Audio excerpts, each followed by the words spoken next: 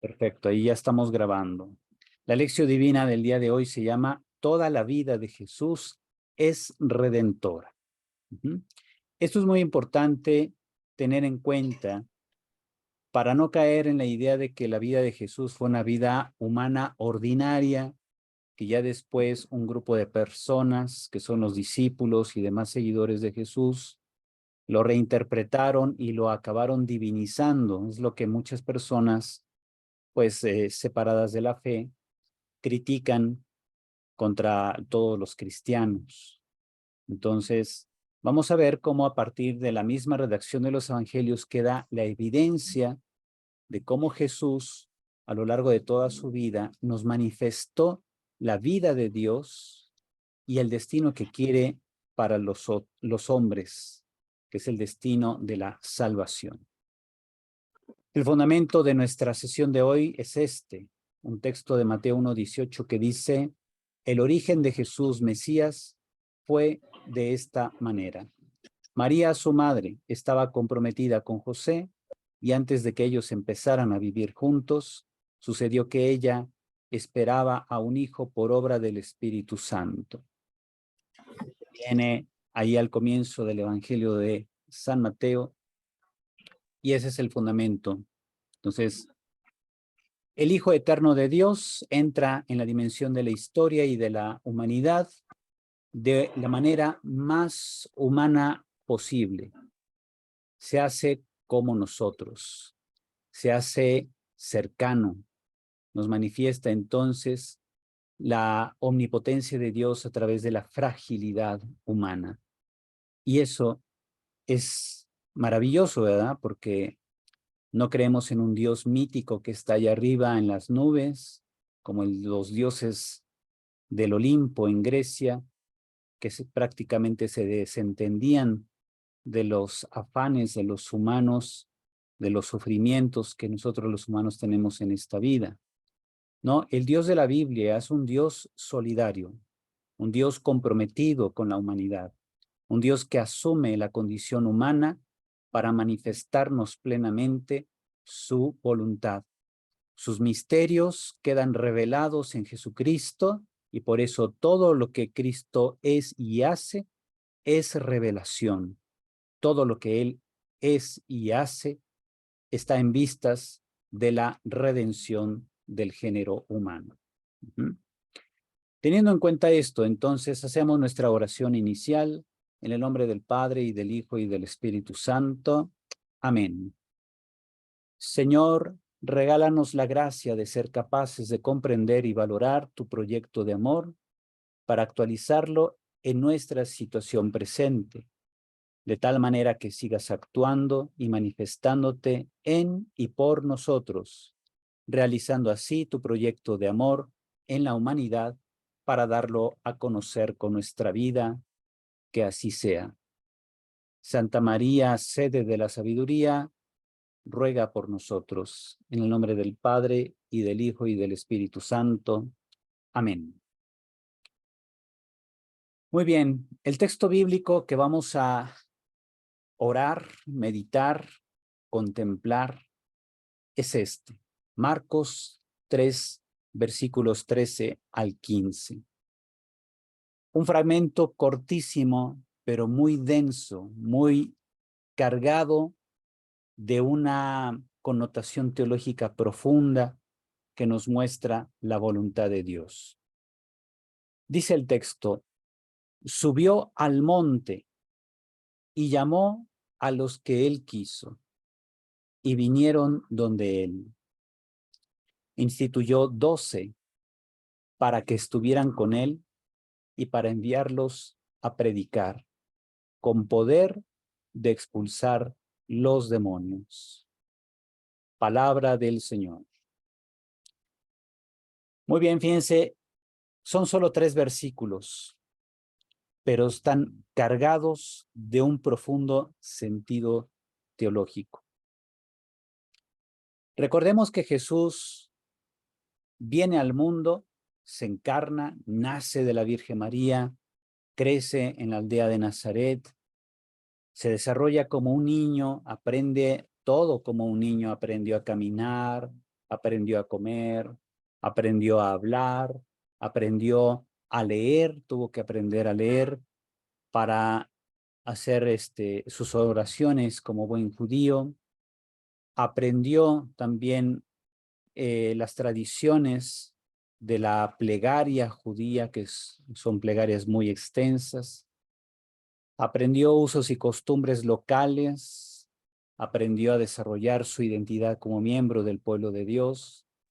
Vivió en un contexto muy complicado. Recordemos que era un contexto multicultural, ¿verdad? Había no solo judíos, sino también presencia de romanos, presencia de personas de cultura griega, personas de cultura egipcia, que también iban muchas caravanas de vendedores egipcios, de vendedores sirios que pasaban por la zona, por Israel, a hacer sus ventas de productos. Jesús creció como hijo de un carpintero y aprendió los oficios de la carpintería. Tuvo que entrar en contacto con gente de distintos niveles socioeconómicos. Así entonces tuvo esa relación continua, por ejemplo, con el campesinado propio del lugar de Nazaret, de la región de Galilea, así también como con las personas de grandes conocimientos que giraban siempre en torno a esos centros urbanos, sobre todo donde había algunos institutos de educación. Había institutos de educación, por ejemplo, grecorromana, de carácter de retórica, por ejemplo, la educación del cuerpo en los gimnasios. Existían también en Israel mismo institutos de formación de rabinos. Jesús no sabemos que haya asistido a alguno de esos, sin embargo, tiene una gran capacidad de interpretar la escritura en una línea muy aproximada a la de los fariseos, pero que no caía en el formalismo de ellos. Así vemos que Jesús entonces, hijo de Dios encarnado, hijo de Dios hecho hombre, asimiló muchas de las costumbres, tradiciones y estilos formativos que eran comunes a los humanos de su tiempo, sobre todo a los israelitas de su tiempo, y él vivió con esa piedad, con esa devoción, con esa identificación profunda con el pueblo judío de su época. Sin embargo, Jesús también tenía algunos rasgos muy propios en su forma de proceder. Era un hombre que subía al monte a hacer oración a solas con su Padre Dios. Y en la página de los Evangelios vamos a encontrar que en los textos Jesús siempre oraba. Y en los Evangelios se enfatiza que este tipo de actividad lo realizaba Jesús de manera especial antes de tomar las decisiones más cruciales, más importantes de su vida. En el caso del texto de hoy, es la elección de los 12. Fíjense cómo dice aquí el texto. Me pasó aquí atrás, dice, subió al monte y llamó a los que él quiso. Como que en oración entonces él entra en ese contacto con el Padre y a partir de la oración toma la determinación a quién va a llamar como discípulo suyo. Llamó a los que él quiso y aquellos vinieron donde él. Recordemos pasajes como cuando va al lago de Genezaret o mar de Galilea y llama a los primeros 4 discípulos, Pedro y Andrés, Santiago y Juan, y ellos dejando todo, deciden seguirlo. No lo piensan 2 veces. Todo eso es fruto de la oración, del encuentro de Jesús con su Padre. La elección de los 12 es iniciativa de él. Ninguno lo eligió previamente. Son ellos quienes fueron a él como efecto de su llamado. Instituyó 12, simbolizando las tribus de Israel. Con ellos comenzó un movimiento de renovación del judaísmo. Una renovación que tenía, obviamente, el carácter sapiencial, el carácter profético, tenía el carácter mesiánico y el carácter apocalíptico. Fíjense, son 4 4 aspectos o caracteres del judaísmo de aquel tiempo. En la investigación bíblica se le llama el judaísmo de tiempos del segundo templo, porque el templo de Jerusalén, que conoció Jesús, había sido reconstruido por Zorobabel en el siglo VI después del exilio en Babilonia. Y el primer templo, recuerden que fue el que hizo Salomón, hijo del rey David, allá en el más o menos 960 antes de Cristo. Bien, entonces Jesús instituye 12 discípulos, simbolizando las tribus de Israel, que son 12. Con ellos Jesús comenzó un movimiento que buscaba renovar el judaísmo porque era a ojos de Jesús ya necesario que las ovejas perdidas de la casa de Israel, como él les decía, regresaran al redil, que regresaran a la fidelidad a Dios. Pero no era un simple llamado, vuelvan a la palabra, vuelvan a la ley, como lo hacían los profetas siglos atrás. Jesús le da una connotación de urgencia a su predicación. Vengan porque el reino de Dios ya está tan cerca que está a la mano. Vengan porque está comenzando el final de los tiempos. El final de los tiempos que se va a inaugurar precisamente con la actividad de Jesús, sobre todo con su misterio pascual, que comprende pasión, muerte y resurrección. Jesús entonces a estos discípulos que quiere que estén con él para educarlos, para instruirlos, para que compartieran su estilo de vida, sus valores e incluso su destino, que estén abiertos incluso a la posibilidad de un destino de muerte como a él le iba a tocar. Y que todo esto tenía esta connotación de urgencia porque está cerca el momento de la intervención definitiva de Dios en la historia. Y por eso todas estas urgencias o todos estos elementos del carácter urgente de la predicación de Jesús lo hacía diferente a los profetas, diferente a un Isaías, a un Jeremías, a un Ezequiel, que siglos atrás habían predicado a los israelitas que volvieran a la fidelidad del cumplimiento de la ley de Moisés, pero no lo hacían con este carácter de urgencia de la inminente llegada del reino. Jesús sí lo hace y los discípulos también lo van a hacer. Los instituyó entonces para que compartieran estos elementos fundamentales. Fíjense, estilo de vida, valores, destino. Además los eligió para predicar la inminente llegada del reino. Fíjense cómo está el texto. Instituyó 12 para que estuvieran con él y para enviarlos a predicar. Y el versículo 15, un detalle curioso, con poder de expulsar los demonios.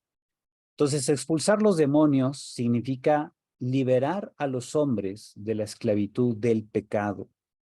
Es uno de los signos que muestran la llegada del reino de Dios. ¿Se acuerdan que cuando Jesús es bautizado por el Bautista, por Juan el Bautista, y se manifiesta esta teofanía de Dios, desciende el Espíritu como paloma sobre Jesús, se oye la voz del Padre que dice, este es mi Hijo amado, y después el Espíritu Santo conduce a Cristo al desierto donde es tentado por Satanás. Es como un periodo de prueba previo a su predicación, previo a su actividad ministerial. Pero llama la atención esto. Lo primero que hace Jesús es destronar al demonio. ¿Por qué? Porque los hombres viven sometidos al pecado. El pecado, como dice San Pablo, es el aguijón del diablo, de la muerte, ¿verdad? Es lo que nos conduce precisamente a una vida sin Dios, eso es la muerte espiritual. Y por tanto el pecado, que es resultado de el inmiscuirse del diablo en las vidas de los hombres, por eso era necesario a los ojos de Dios destronar al diablo, quitarle el poder sobre los hombres, quitarle esa capacidad de someter a la humanidad a través del pecado, a través del engaño, del egoísmo, etc. Por eso Jesús primero, antes de empezar a predicar, tiene que desbancar al demonio, tiene que quitarle esa capacidad de someter a los humanos a una vida de pecado.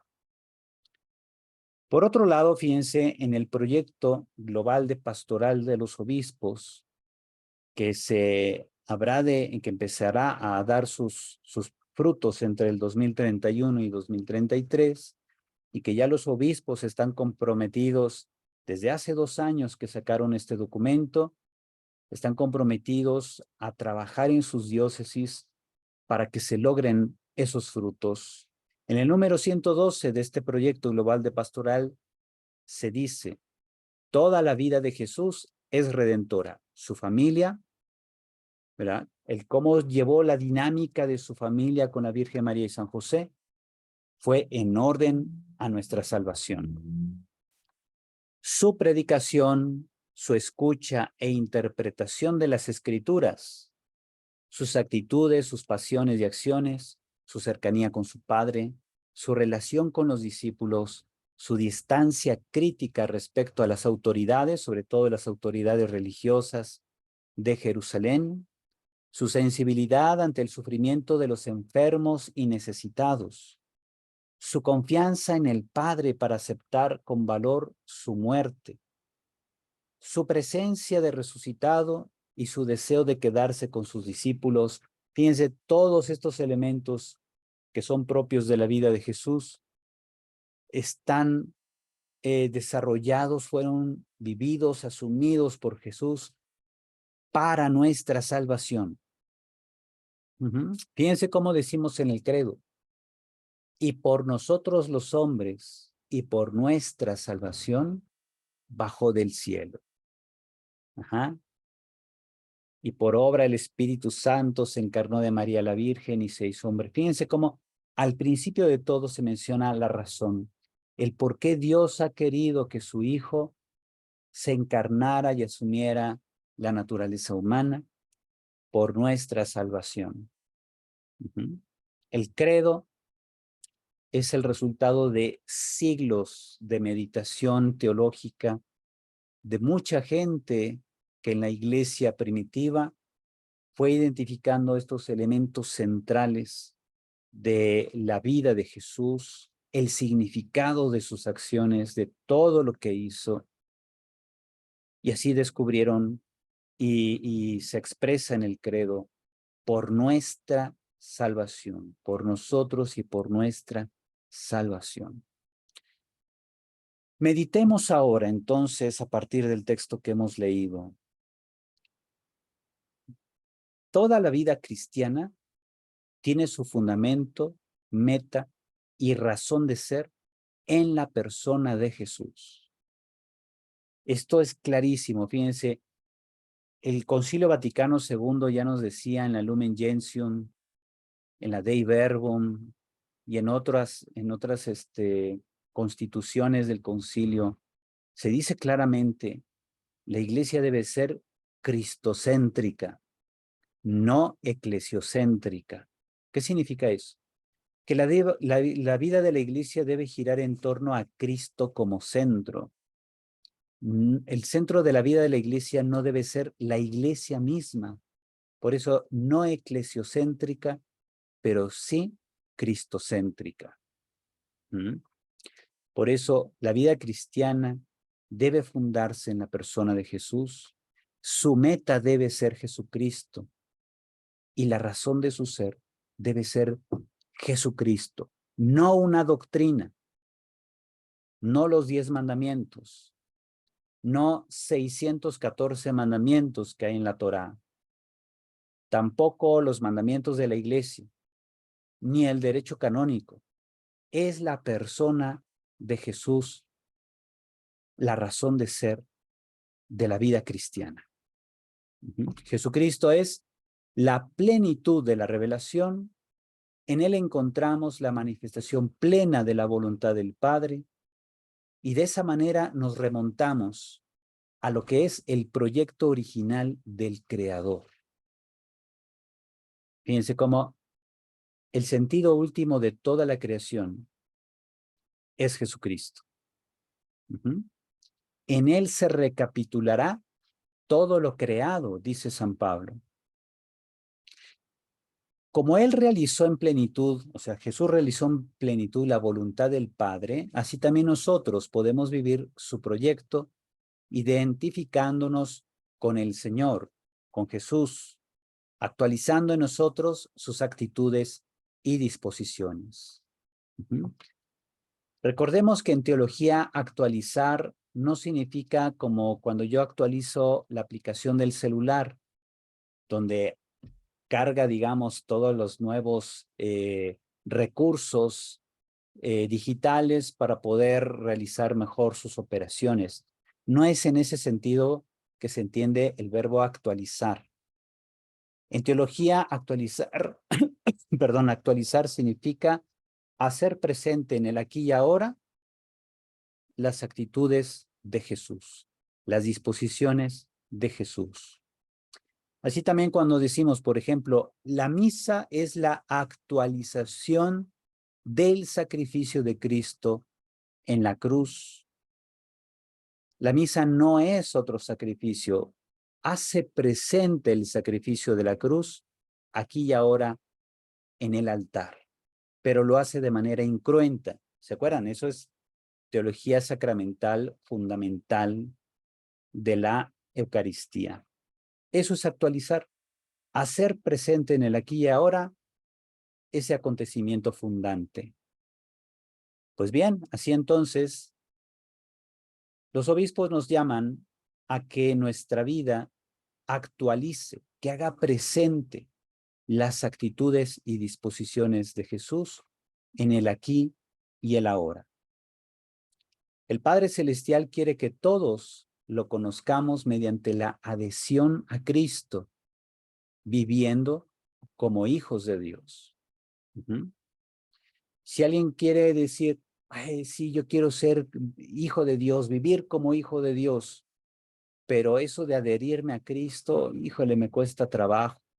¿Por qué? Porque pues ya tengo mi modo de ser, mis costumbres, ¿verdad? Mis mañas, que me resulta muy difícil dejarlas. No, pues la clave es esta. Cristo es el centro de tu vida cristiana. Entonces, busca que todo lo que hagas, pienses y realices sea precisamente en adhesión a Cristo, preguntándote, ¿esto que quiero hacer me acerca más a Cristo o no? Y si en lo que quiero hacer tengo una gran dificultad o me siento débil, pues hay que pedir en oración la fortaleza de Dios. Y si uno llega a caer, nos dice la Escritura, Dios siempre está ahí para levantarnos. No obstante, no hay que revolcarnos en el lodo, ¿verdad? Hay que buscar siempre irse perfeccionando en esa adhesión, en esa fidelidad al Señor.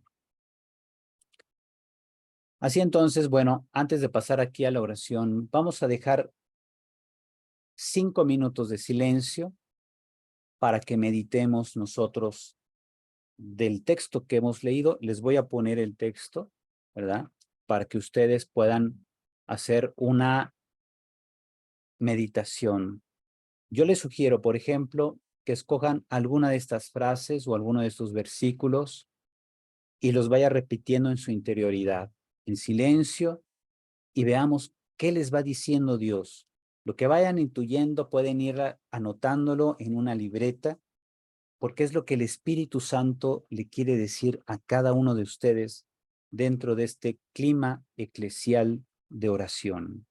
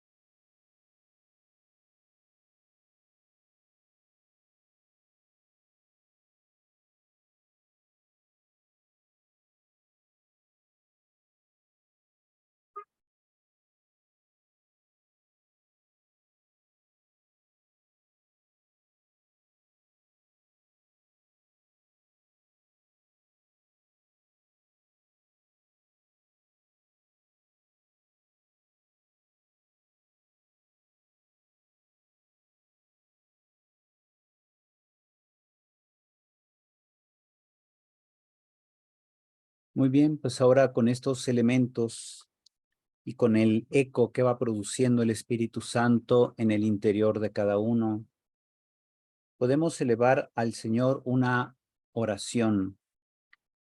Fíjense, tenemos aquí una estructura básica. Vamos a pedirle al Señor que nos regale su Espíritu. ¿Mm? Le hablamos de tú porque Cristo nos ha brindado su confianza, nos considera dignos de su amistad. Dice, ya no los llamo siervos, sino amigos, porque les he dado a conocer todo lo que he oído a mi Padre. Pidamos la ayuda del Señor para que su proyecto lo podamos asumir y que nuestra vida estimule a otros a querer vivir lo que nosotros buscamos. Regálanos tu espíritu para estar contigo y ser enviados por ti. Regálanos tu espíritu para adherirnos a tu proyecto con docilidad, sencillez y confianza. Regálanos tu espíritu para ser y sentirnos hermanos. Ahora tú en tu casa, en donde te encuentres, continúa esta plegaria. Crea otras razones y motivos para pedir a Jesús que nos regale su espíritu. Regálanos tu espíritu para, no sé, puedes decir en tu interior, para hacerte más fiel cada día, para prestarme a tu obra de evangelización, para purificar mis intenciones, no sé, lo que venga en tu interioridad, díselo al Señor, ya sea en silencio o ahí frente al Señor en este momento, aunque estés solo o acompañado, puedes escribir, puedes hablar, como Dios te ayude a expresarte.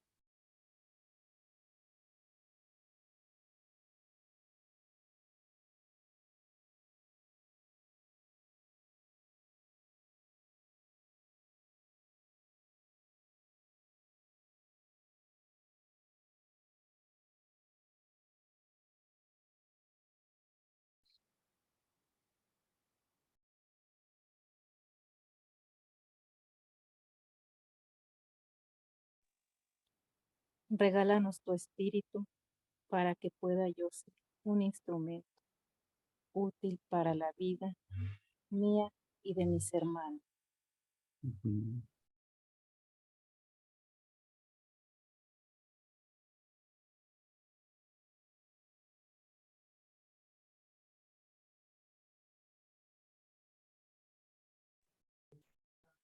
Te doy gracias en esta bendita tarde, Señor.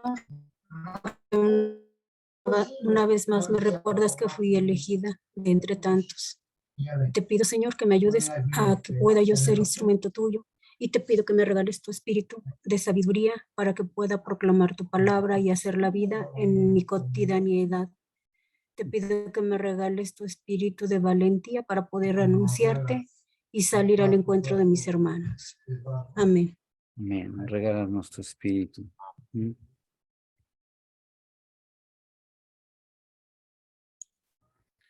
Regálame tu espíritu para poder atender a ese llamado al que tú me has llamado. Regálame tu espíritu para que pues podamos anunciar el evangelio a todos los que lo necesitan. Regálanos tu espíritu. Ujú. Regálame tu espíritu de fortaleza y tranquilidad para lo que ahorita vaya a pasar. Regálame tu espíritu. Regálanos tu espíritu. Ujú. Regálame tu espíritu para hacerme fuerte y no tener miedo a lo que venga en el futuro y soportar este dolor y desesperación que siento ahora. Regálame tu espíritu. Regálanos tu espíritu, sí. Regálame tu espíritu para salir de la esclavitud que me tiene encadenada al pecado. Regálame tu espíritu para ser parte de los 12 discípulos y sea portador de tu evangelio. Regálame tu espíritu para escuchar el llamado de vivir en plenitud y revelar tu palabra con humildad a todos los que te necesitan. Regálanos tu espíritu. Regálanos tu espíritu. Señor, regálame tu espíritu para ser más dócil, para poder llevar el evangelio a donde tú quieres, Señor. Ya que me has elegido a mí como a uno de los 12 y como bautizada que soy, te pido humildemente que me des esa fortaleza. Señor, regálame tu espíritu. Regálanos tu espíritu. Regálame tu espíritu para poder recibir la enseñanza de tu palabra y el valor, el amor para poder compartirla. Regálanos tu espíritu. Dame, Señor, tu espíritu para comprender tus enseñanzas, vivirlas con humildad y alegría. Dame, Señor, tu espíritu para liberarme de mis pecados y anunciar con amor y sencillez tu mensaje de salvación a mis hermanos. Dame, Señor, tu espíritu. Regálanos tu espíritu. Señor, regálame tu espíritu, Padre de bondad y de misericordia. Y también regálame tu humildad, Señor, para que por lo que me has mandado a este mundo y a esta tierra, poder proclamar y ser, pues hacer la misión a la que me has mandado, Señor. Regálanos tu espíritu. Regálanos tu espíritu. Regálanos tu espíritu, ya que me has llamado, ya que me has enviado para que transmita tu mensaje. Regálanos tu espíritu para el servicio que me has dado, para que no se diluya en el tiempo. Regálanos tu espíritu para dar de manera sencilla y clara tu palabra a los demás, para ser fermento de ti, Señor. Regálanos tu espíritu. Regálanos tu espíritu. Muy bien, pues ahora en este clima de oración y que ha salido del corazón esta espontaneidad confiada en el Señor, pues pasamos a la contemplación. Contemplemos que este misterio de Dios manifestado en Cristo es más grande que nosotros, como una aurora boreal, ¿verdad? Es hermoso, pero a la vez terrible. Decían los grandes filósofos que el misterio de Dios es un misterio tremendo y fascinante. Un misterio que puede causar horror o terror al principio, como aquel horror o terror que sintió Pedro cuando Jesús le dijo, sígueme. Y Pedro respondió, Señor, apártate de mí que soy pecador. Pedro sintió ese abismo de distancia entre él y Jesús, pues veía que en Jesús se mostraba claramente la voluntad y la santidad de Dios. Y Pedro, como un hombre ordinario, pecador, débil, frágil en cualquier cosa, lo podría doblar. Pedro le dice, Señor, mejor ni te acerques, no vaya a ser que yo te contamine con mi pecado, con mi maldad, con mis costumbres, con mi forma de ser. Y Jesús le dice, tranquilo, sígueme y te haré pescador de hombres. Así también nosotros al contemplar el misterio de Dios manifestado en Jesucristo, quizá podamos sentir al inicio una sensación de terror, de que estamos ante la santidad absoluta. Y al repasar nuestra vida no podemos sino contemplar fragilidad, error, pecado. Y sin embargo, Dios nos invita a acercarnos a Él con confianza. Contemplemos el misterio divino que desde el principio de la humanidad abrió su corazón para relacionarse con nosotros. Dios se nos ha revelado como Padre nuestro. Así lo mostró Jesús. Le decían los discípulos, enséñanos a orar, Señor. Y les dijo, cuando oren, digan. Y Jesús comparte a sus seguidores la confianza de sentirse hijos de ese mismo Padre Celestial de Jesús. Jesús hace partícipes a los discípulos de esta condición de hijos. Cuando se dirijan a mi Padre, díganle también, Padre nuestro. No es un Padre exclusivo mío. Sabemos, obviamente, por condición natural, la divinidad de Jesús, pues el Hijo Eterno, Él es el único Hijo natural del Padre. Pero nosotros estamos llamados a ser hijos adoptivos, coherederos del reino, coherederos de la gracia, de la vida íntima de Dios. El misterio divino que ha llegado a su plenitud con la presencia del Hijo Redentor, por quien fuimos rescatados y cuya vida y misión es redentora. Esto es lo que contemplamos. Cuando vemos a Cristo, nuestro Redentor, quien nos ayuda a vivir en sintonía con el Padre, para que viviendo como Él ha vivido, imitemos y logremos la plenitud de su amor. El Hijo por eso se encarnó, no solamente para cargar sobre sí nuestros pecados y liberarnos de las consecuencias del pecado, sino también para que humanamente le imitemos, porque Cristo, que es la presencia de Dios en el mundo, nos muestra cómo se puede vivir divinamente la condición humana. La santidad es un don de Dios, no un resultado del esfuerzo humano.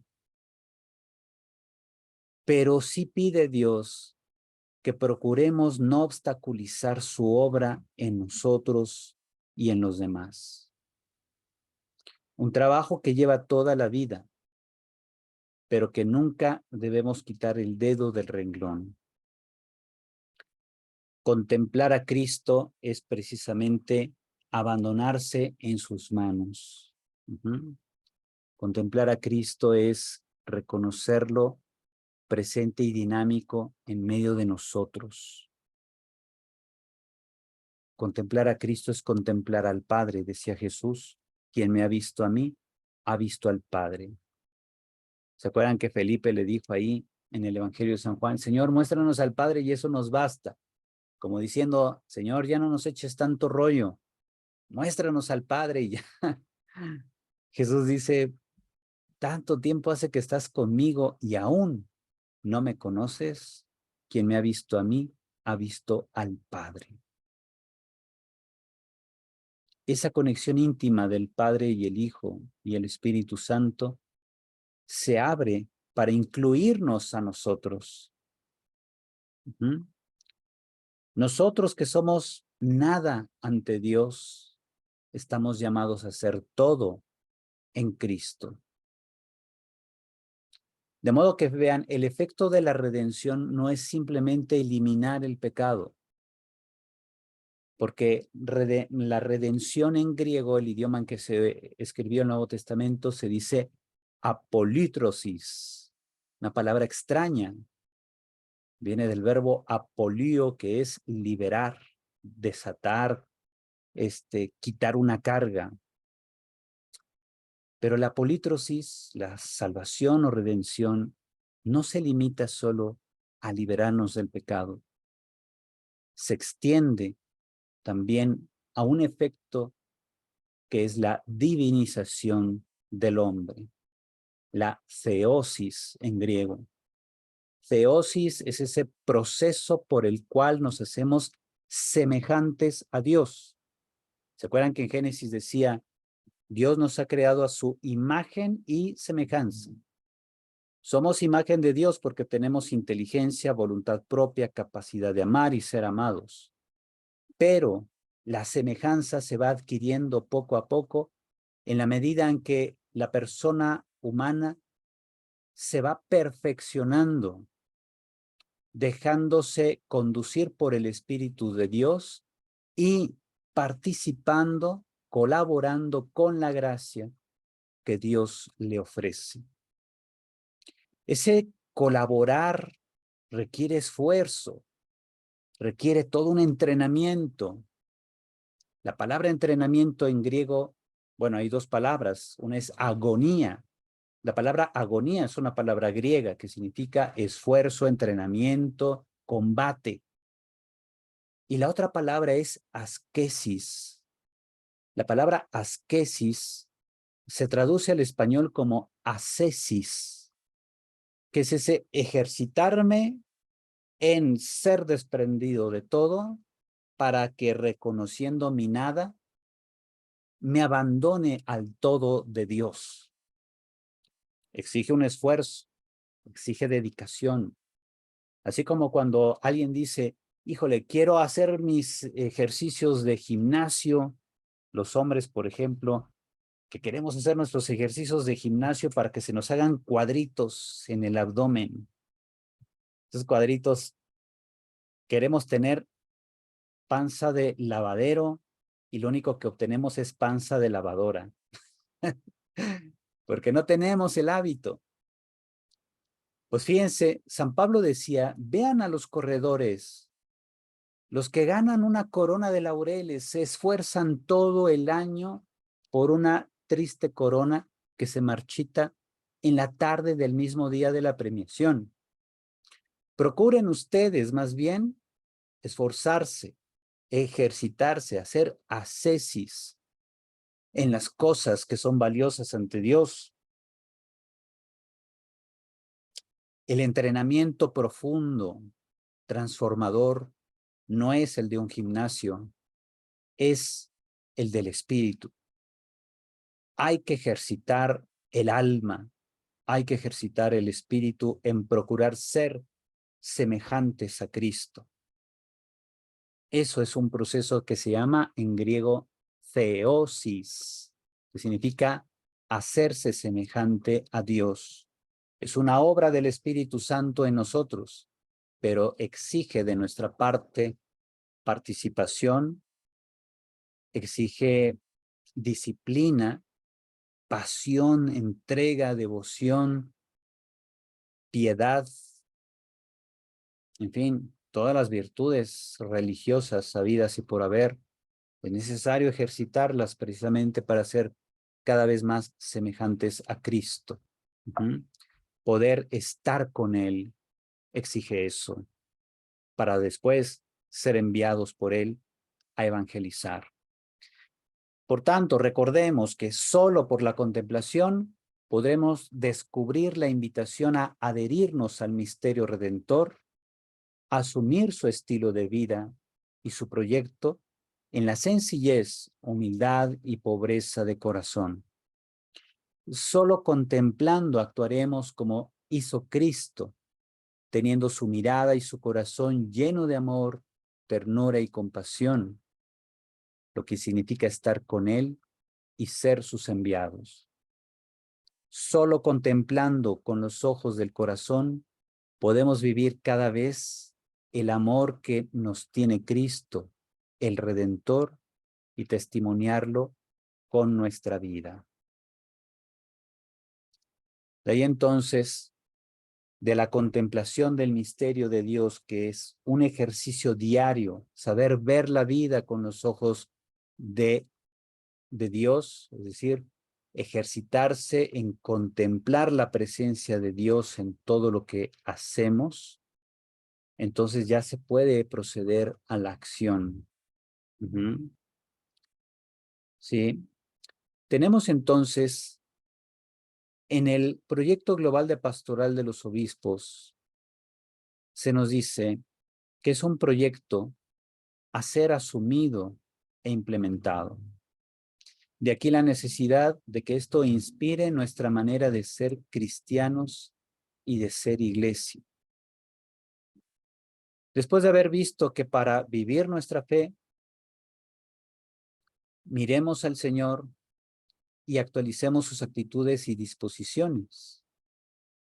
Ante esto nos preguntamos, por ejemplo, ¿cómo debería actuar para que mi vida sea anuncio y testimonio? ¿De qué manera? Bien, ahora abrimos micrófonos, compartamos ideas. ¿Cómo podemos entonces actuar para que nuestra vida sea anuncio y testimonio de Cristo? Los escucho. Vamos a pedir aquí entonces que vayan alzando la mano para concederles el micrófono a quien quiera participar. Comenzamos con Roberto Cruz, que ha activado su micrófono. Adelante, Roberto. Sí, padre, buenas noches. La duda que yo tengo y quiero preguntar es, ¿qué debemos hacer para lograr la pobreza de corazón que se menciona en un párrafo que salió anteriormente? ¿Qué se requiere para lograr la pobreza de corazón? Miren, recuerden que en los últimos domingos, como incluso aquí en el chat había puesto Marta Martínez, si no me equivoco, nos había puesto aquí en el chat, como se nos ha pedido en los domingos pasados esforzarnos por entrar por la puerta angosta. Ajá. La vida espiritual es una vida de disciplina. Y lo primero que hay que hacer es ser humildes, reconocer que no somos mejores que otros. Simplemente los dones y talentos que nos ha dado Dios, se los agradecemos, hacemos nuestro mejor esfuerzo para desarrollarlos y ponerlos al servicio de los demás. ¿Ok? Entonces, ahí ejercitamos nuestra humildad. Agradezco, Señor, que aún siendo yo solo polvo y ceniza, me has dado talentos. Me esmero en esforzarme, en perfeccionar esos talentos que me has dado para que den fruto abundante para bien de tu iglesia. Y en la medida en que uno va concentrándose en dar el fruto que Dios pide, en esa medida también voy creciendo en lo que vale a los ojos de Dios, voy dejando atrás lo que quizá vale a los ojos solo de los hombres, y mis intenciones se van purificando. Mi humildad se va convirtiendo en mayor disposición, ¿verdad? No hay una medición de humildad, ¿verdad? Más bien, se va convirtiendo en una mayor disposición a los planes de Dios, a las iniciativas de Dios. Muy bien. ¿Alguien más? Sí, para servirle. Alma Nelly, adelante. Buenas tardes, padre. Bueno. Pues para mí lo que ahorita nos ha dejado el evangelio que se leyó en un principio es que así es, nos esfuercemos. Sí tenemos dones y talentos, pero pues en ocasiones nos es muy difícil descubrirlos. Sin embargo, ser humildes, humanitarios, apoyar a nuestros semejantes desde casa, porque hoy en día la casa, la familia, ya no hay mucha unión, desgraciadamente, en esta época. Entonces, siempre nos dicen, no, empecemos por nuestra casa. Entonces, tratar de ser servidores y enseñar a los nuestros, bueno, en mi caso a mis hijos, a ser servidores de bien en todos sus entornos, escuelas, trabajos, vecinos. Es difícil, sí, muy difícil, sobre todo cuando somos muy, pues ahora sí que criticamos sin saber, ¿no? Decimos, esa persona se ve enojada y mejor no le saludo. No, simplemente un buen día, tengas un buen día. Y posteriormente llegamos a ser hasta amigos y apoyarnos, ¿verdad? Así es. Para mí, yo me quedo en esa parte el día de hoy en que debemos de ser humildes, servidores, para que podamos ser una mejor persona y ojalá y podamos entrar por la puerta angosta. Así es. Sí, muchas gracias. Gracias. Diana Mendoza, adelante. Buenas tardes, padre. Buenas tardes. Tardes. Bueno, yo lo que tomé nada más así para comenzar con la acción es lo que estaba en el versículo 13, subir a la montaña. O sea, comenzar con cuidar nuestra vida de oración, estar viviendo esa vida de oración, esa cercanía con Dios Padre, para poder llevar en nuestra vida los valores de Cristo. Porque no podemos dar un testimonio vivo del Señor si no estamos así como Jesús, en unión con el Padre, cerquitas de Él, buscando qué es lo que Él nos pide a cada uno de nosotros. Entonces yo me quedo con subir a la montaña, ponernos en presencia de Dios y con la guía del Espíritu Santo, entonces actuar. Así es. Muchas gracias. Muy bien, pues ahí está. Fíjense, toda la vida ha de ser como una respuesta constante, renovada y creativa. Fíjense, hay que ser creativos en nuestra respuesta a Dios, porque luego podemos caer en el hacer siempre lo mismo, ¿no? Y Cristo nunca se repetía. Hay que procurar que también surja de nosotros esa espontaneidad y creatividad. Juan Diego, adelante.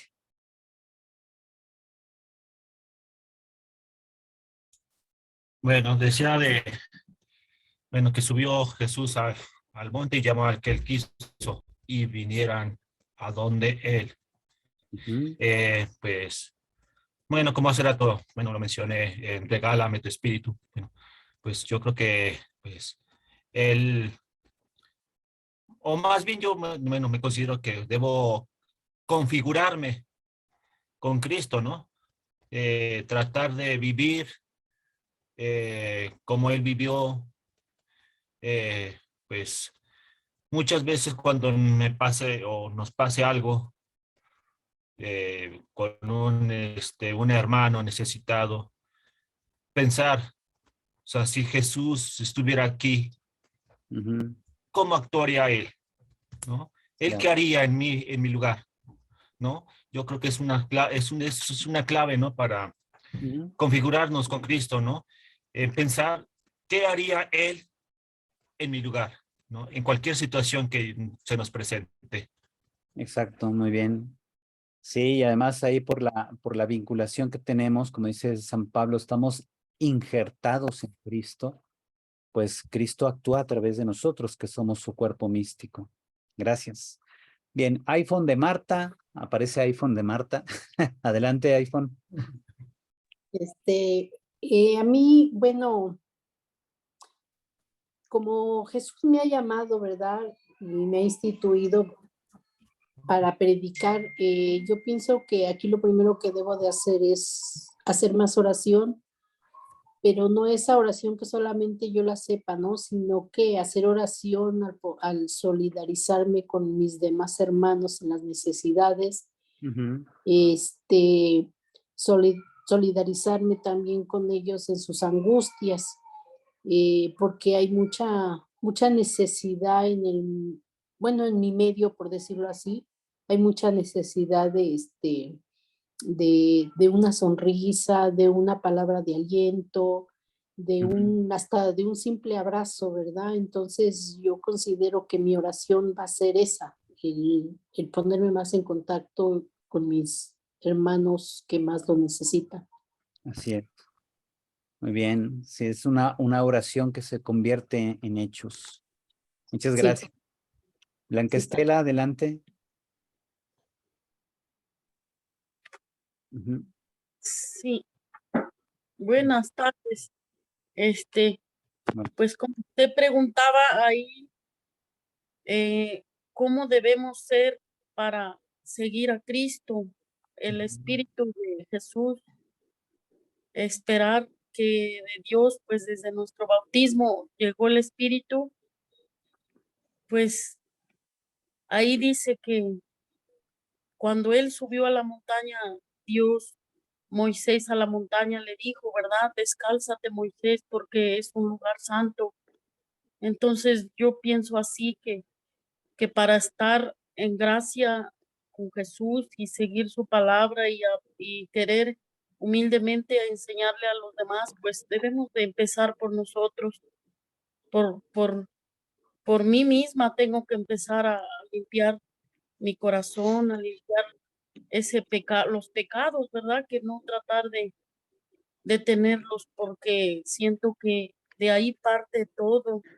Y si yo voy a enseñar o a hablar de Jesús, pienso que primeramente tengo que estar yo limpia, no, a lo mejor como humana, pues por condición humana, a lo mejor pues no se puede al 100%, Padre, porque pues nuestra vida cotidiana de ser madre y trabajadora y se va uno a sus empleos y es difícil, pero no imposible, yo siento que no, pero siempre se ve algo que se encuentra por la calle vamos a decirlo, que te encuentras con personas que realmente a veces no te comprenden y pues uno a veces trae las tentaciones, ¿verdad? Y entonces piensa uno, pues igual así como todo ser mundano y no es tan posible, pero con la palabra de Dios y de la mano de Él, siento que aprendiendo cada día lo podemos hacer. Entonces yo siento que si Jesús me da su espíritu, podemos hacerlo cada día mejor, cada día ser mejores. Y pues como Él también dice ahí en su palabra, Él viene por la ovejita perdida. Entonces a veces yo me siento así como aquella ovejita que yo ya me fui del camino y Él me vuelve a encontrar y me vuelve a cargar en sus brazos y me vuelve a regresar al redil. Y así estoy, Padre, a veces estoy abajo, a veces estoy arriba, a veces ay, no, siento que pues a veces no puedo con la vida que de repente llevo, pero yo sé que de la mano de Dios puedo y también puedo ayudar a los demás. Así es. El Porque Espíritu Santo es ese don particular que nos hace producir, digamos, maravillas, ¿verdad? Recordemos la Virgen María, Dios ha hecho en mí maravillas. Y el chiste es aquí, procurar no ponerle obstáculos, ¿verdad?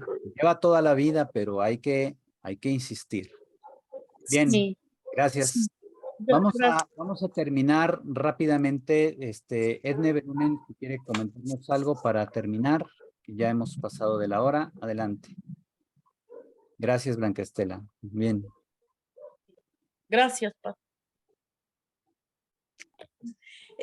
Rápido, nada más estamos aquí un grupo de amigas compartiendo y disfrutando esta reflexión y decimos, no es tan fácil adherirse a Jesús, no porque sean difíciles sus enseñanzas, que sí lo son, para este mundo sí lo son, sino porque es imposible o nos resulta imposible saber cuáles fueron todas las actitudes de Jesús en su vida y en cada situación que a nosotros se nos presenta.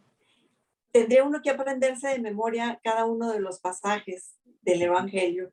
Y pues no, dice Chuyita, otra de las amigas que está aquí, dice, por más que yo le pregunto y lloro y quiero escuchar qué es lo que me dice, no lo escucho. No, o sea, ¿cómo le hago para tomar estas decisiones?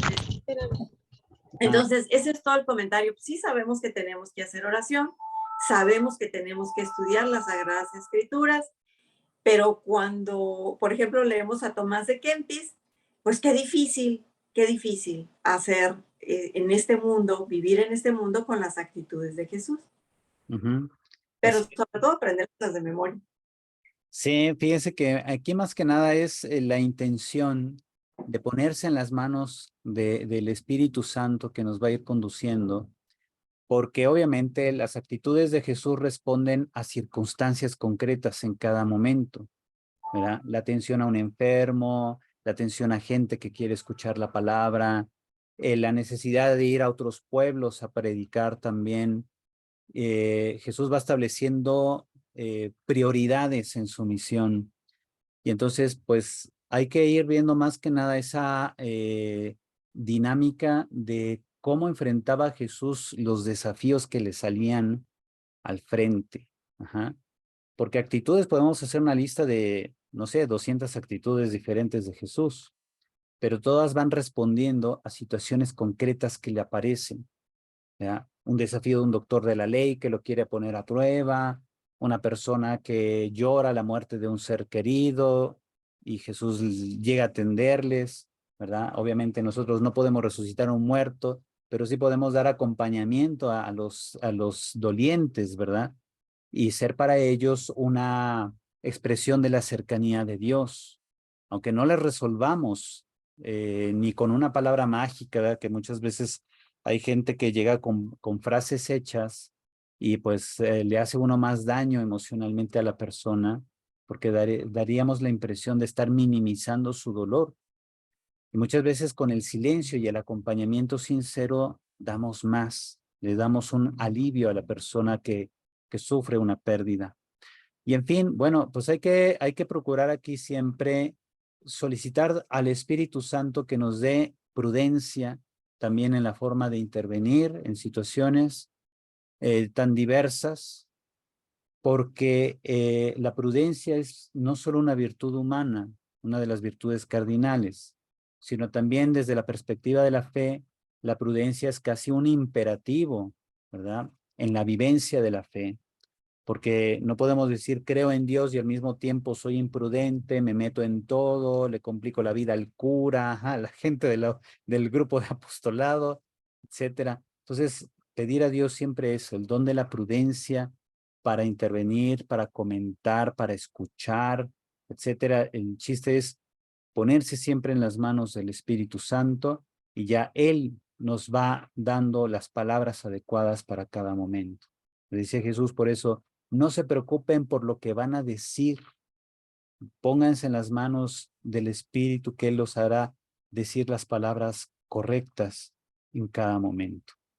Pues muchas gracias y saludos a todas sus amigas que veo ahí presente en el momento. Saludos, gracias. Perfecto. Bien, pues vamos a hacer nuestra oración final, una oración así espontánea que sale del corazón. Te agradecemos, Padre Celestial, por esta tarde, porque nos ofreces en tu Hijo Jesucristo la redención y el camino de la divinización, de hacernos más semejantes a ti a través del ejemplo de tu Hijo amado. Llénanos del don del Espíritu Santo para que nuestra vida sea una constante respuesta dinámica y creativa a tu amor. Que hagas de nosotros instrumentos de tu cercanía y de tu compasión, de tu solidaridad para con nuestros hermanos. Te lo pedimos por el mismo Jesucristo nuestro Señor. Amén. Amén. El Señor esté con ustedes. Y con tu espíritu. La bendición de Dios Todopoderoso, Padre, Hijo y Espíritu Santo, descienda sobre ustedes y permanezca para siempre. Amén. Amén. Amén. Amén. Muchas gracias. Muchas gracias. Gracias, Padre. Gracias, Dios los gracias, bendiga a Padre. todos. Gracias. Buenas Gracias, noches, buenas Padre. noches a todos. Gracias. Bendiciones. Gracias por su tiempo, Padre.